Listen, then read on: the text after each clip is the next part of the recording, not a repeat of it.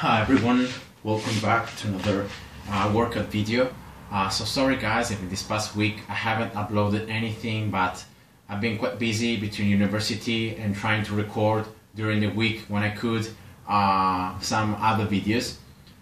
So I wanted to start doing at least once a week this series where I either show you like a workout, or I can talk about physical therapy and I can help you at preventing any kind of injuries that may happen long term, so it may happen in the future. I'm studying physical therapy, I'm in the second year, and I'm learning a lot of things. And myself is the first person where I'm applying all the things that I'm learning. And I hope that with these videos I can also help you to be able to prevent injuries and to start training healthier. Now, in this 2020, I'm going to start this series where I'm going to address a lot of muscle imbalances and a lot of muscle weaknesses that healthy people have. So I'm not talking about people that may have pain already, but I'm talking about people that may be very, very healthy, that may feel no pain at all. Whether they are athletes, whether they are someone that trains a little bit, or whether it's people that don't train at all, right? So this applies to anyone, even myself. These muscles are weak. I am the first person where I find these muscles being not as strong as they should be, and I'm the one that needs to. I'm the first that needs to really work and to strengthen these muscles. So let's start this first episode talking about the core stability muscles. Now, you may heard this term using in yoga, or using it in other practices like Zumba, Pilates especially. This is a pretty common term, but I'm gonna explain to you what this term really means and how you can address and you can train these muscles without really access to maybe kinesia ball, or without other tools or other things that you may be able to use. So with core stability, we're talking about muscles that are going to be very, very deep inside the core. So the core is this area. So it's an area that takes the anterior part of the abdomen, the lateral part, the posterior part, the inferior. So imagine here something that is like this, so the inferior part and the superior part. So it's like a cage, right? So all this area. And now this area is essential for us to move properly, because if you have this area solid, and if you have these muscles that know when to activate and that are strong, you're gonna have a very solid foundation from which your body can move. Now, these muscles, as I said, are deep, right? And now there are many of them. I'm gonna just talk about some of them and the most important ones. And if these muscles that are mainly stabilizers, right? So these muscles are not gonna really move a lot. So they're not gonna move the joints. They're gonna stabilize the joints. So these muscles need to activate just a little bit before you actually do the movement. So imagine here, I'm sitting down and I wanna reach that weight, all right? So of course I'm calculating the distance, I'm calculating how much it's gonna weigh, so how much strength I need to pull it up, and but most importantly, my body needs to start calculating how much I need to control my trunk so that I can reach it, right? So this movement. Now the muscles need to activate before, because if I start doing this movement, so I lose my balance, right? Because I have more weight now in this side. Now I'm going to just show you what happens if the muscles that should stabilize don't activate before I do the movement. So from here, I do this, and I fall. right? So if I don't fall when I start the movement, it's because the muscles in my other part activate, and they prevent me from falling, because by activating I can now distribute better the weight, all right? And I can do this, I can grab the weight, then here I know how much is heavy, and so I need to still activate, and then I'm bringing it towards me, right? So in all these movements, I know it's like a very easy example, but that just shows you how much your core needs to be activated. Because here, if you're not holding here, all right, you're gonna just fall. Even if I'm standing here and not holding, I will be like this. So I need to hold always.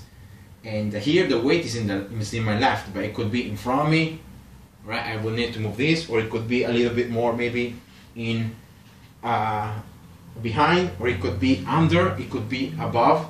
So in all the movements, you can see that I need to have something to stabilize my spine and my pelvis, so my hip bone, as I move my arms around. Okay, the same happens with the legs. So when you are here, imagine you're walking, right? You're here and you do this, you need to stabilize your trunk, your full body, because otherwise you may lose balance. Or imagine here, I'm trying to kick something, right? Like a ball. Or I'm trying to do this to then jump. If I don't have a core stability strong, the force that my muscles will do, or the stabilization that I need that will not be provided, will, first of all, my movement will be performed worse. For example, here, like this. Or maybe a kick, not as powerful as it could be. Or a jump, not as powerful as it could be. For example, imagine jumping from a solid ground, or jumping from an unstable surface like sand, right? It's not the same. You jump much higher from a steady ground. And that's the same for our core muscles. Now with the core muscles, I'm not talking about the abs. I'm not talking about the rectus abdominis. I'm not talking about the six-pack abs. The obliques can be stabilizers, and they can move. So the obliques a little bit more, the internal obliques, but most important thing, the transversus abdominis. So very, very deep muscle that is gonna run like this. All right. Then on the posterior part, we can find the quadratus lumborum and the multifidus muscle that are gonna be very, very important to stabilize. And then we can find the diaphragm on the anterior part, and then we can find the deep muscles here beneath our ab muscles that are also going to stabilize from beneath, right? And so I hope that just with this short introduction, you could understand how important it is to have our core muscles trained, but not only trained, more than that, that you know how to activate them, and they do activate when you do movements, so that by having a stable core and a stable spine, then your movements can be performed much better. Now, what's the problem? When these muscles are not strong enough, or they tend not to be activated, other muscles will try to stabilize. That is what our body does. So our body is quite intelligent. So if it needs stabilization and the main stabilizers will not work, it tries to stabilize with other muscles. So maybe the rectus abdominis, maybe the lumbar muscles, maybe the glutes or other muscles. What happens is that these other muscles that their main function is not to stabilize but to move, do their job not very well, and they get overstressed. And so in years, 10, 20, 30 years, you end up having problems. You may have having low back pain, you may end up having hip pain, knee pain, shoulder pain, dorsal pain, and neck pain. So all these pains may come after a lot of time that you have been moving yourself without having these muscles doing their job. Other muscles start working for these weak muscles, and so they get overstressed and they get fatigued, or they don't do their job properly, so you move without the proper stabilization, and in the long run that can be a huge problem. So now I'm gonna show you how you can start activating this muscle, because that it has to be a conscious thing. If you don't know how to activate these muscles, how can you strengthen them? How can you even use them, right? So let's start by talking about the transversus abdominis, one of the main core stability muscles and one of the most important ones. Now here, if I place myself from the side, I'm gonna just show you what this muscle does when you activate it, right? It's gonna do this, all right? So here I'm activating the transversus abdominis, and here I'm letting it go. Here I'm activating it, here I'm letting it go. So now I can do it like this. So I can do it at will. I can do it because I have been training this muscle, and I know how to activate it, right? Now, if you don't know how to activate it or how to do this movement, you may like move your pelvis, you may try to do other movements. Try to imagine this. Try to imagine the feeling you have when you enter into a cold pool, or you enter into cold water, right?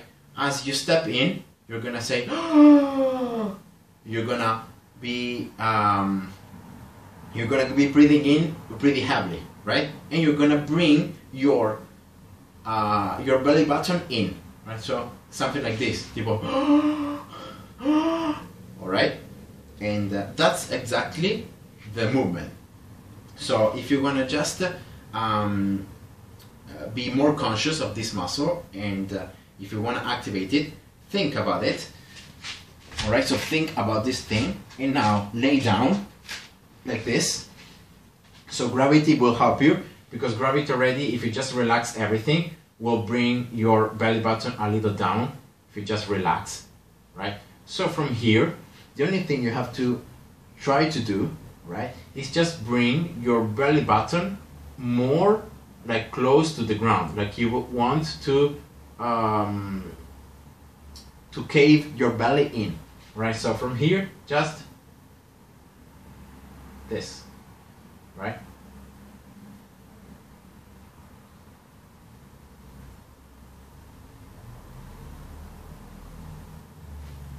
And that's it. So that's how you can start feeling how you can activate the muscle. Now, once you have the activation, so once you know how to activate the muscle, then you can start training and start moving it more. So you can start activating it a lot more just by bringing your full belly in and really trying to squeeze, right? You should feel right here that you are really squeezing hard. So from here, when you exhale, so when you exhale, you contract. You inhale, you relax.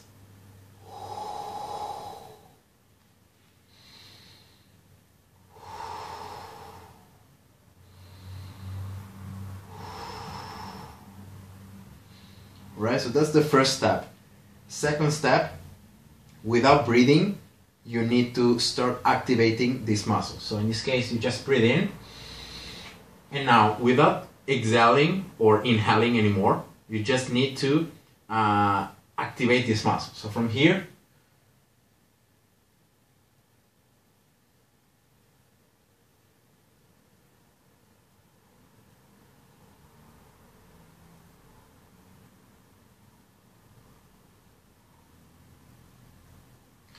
alright, so I hope that you can see like the movement that I'm doing.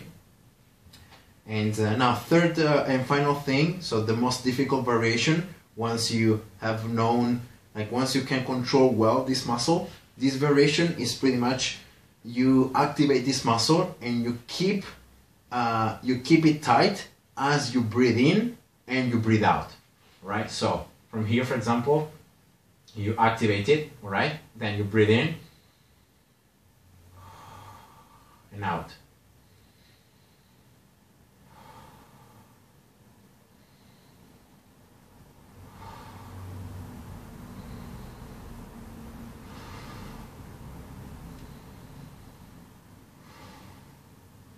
And that's it. So those are the 4 variations that you can do as you get more used to activate this muscle, that are gonna be harder and harder. And you have to do this for about like 10 to 15 reps, and then you stop a little bit, then you do it again 3 total times.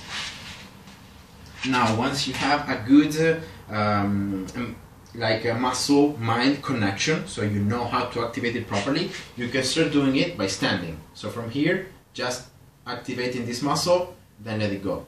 Activating it and let it go.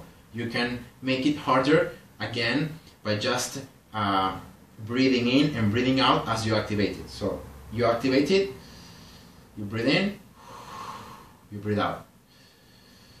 You breathe in, you breathe out. Breathe in, you breathe out, and you always keep it tight. And this is gonna help you a lot, because once you can feel this muscle and you start activating it and you start contracting it consciously, then the next step is incorporating activating this muscle every time you do an exercise. So it may be, imagine a squat. So it may be a squat. Alright, so before I go down, alright, I always activate this muscle. So I activate it and then I do the squat. And I keep it tight as I'm doing the movement. I can even breathe and I keep it activated. Alright? As I'm doing the squats, imagine here I'm doing push-ups, right? So I'm here, I contract this muscle, so I activated it, and as I keep it activated, I do the push-ups, or I do the abs, or I do whatever exercise, pull-ups, dips, anything. As long as you're moving your body around, you need always to remember to activate this muscle. You're gonna see that as you get used to activating it, you're gonna see how much improvement your reps are gonna get. Because just by activating and stabilizing more the hips and all this area, you're going to be able to jump more, you're going to be able to do more reps, you're going to be able to do more pull-ups, because you're keeping a solid ground from where you can exert force, from where you can move, from where you can start your movements.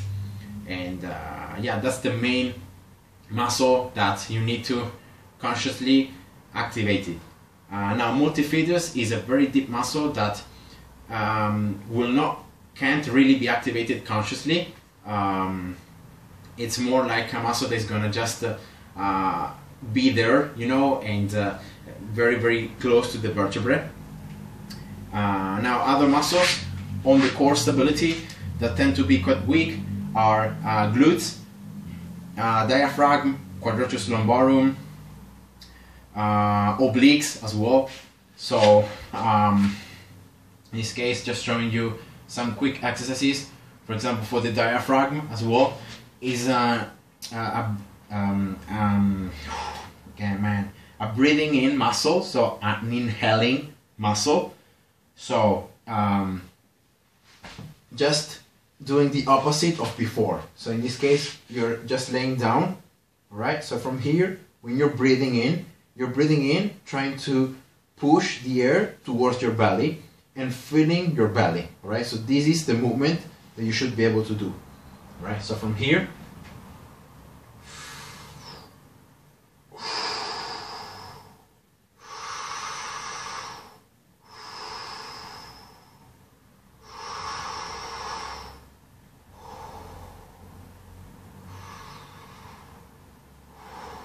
right? So really feeling, not really when you're breathing in, not doing this, but doing this. So feeling your belly, and that's a way how you can activate and you can start strengthening more the diaphragm. Then when you are stronger when laying down, you can do the same just by laying up. So from here you just breathe in,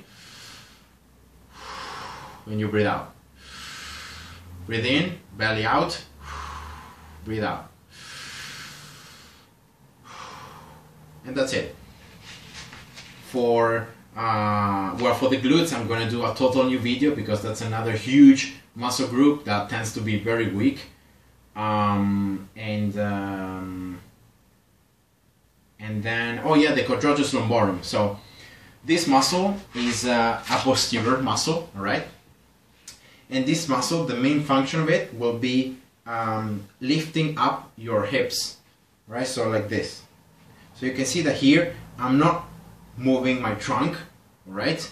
I'm just doing this, right? So from here, tuck, from here, tuck, right? So of course I'm moving my weight around a little bit because I need to be stable, but yeah, I'm doing this, all right? So I'm moving up and down the hips, and that's the main function of this muscle. Now this muscle, again, it's a muscle that it must be activated for the overall core stability, right? And in this case, again, if you just want to feel the activation, you're just laying down and you imagine you're pushing your feet, your heels towards the front, and then you do it with the other one. So you're doing this with your feet, you're doing this. Your legs are straight, all right, and you do this. So I don't know if I can show it to you, but you pretty much, I don't know if you can see it, but you do this, all right? I'm gonna just show it to you from sitting. All right, this is the movement while you're laying down.